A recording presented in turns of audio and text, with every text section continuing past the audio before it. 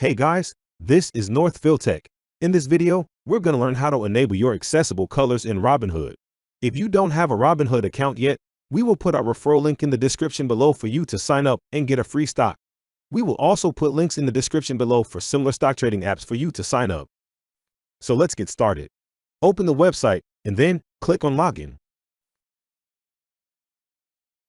Next, enter your email and password. Then click on Login. Once logged in, you can see the options at the upper right part of this page. Then click on the account. A drop-down with more options will then appear. Then click on the settings. You will then see more options on the left side of this page. Then click on the app appearance. Under the app appearance, you will see themes and accessible colors. Let's go ahead and toggle on the accessible colors button. And that's how you enable accessible colors in Robinhood.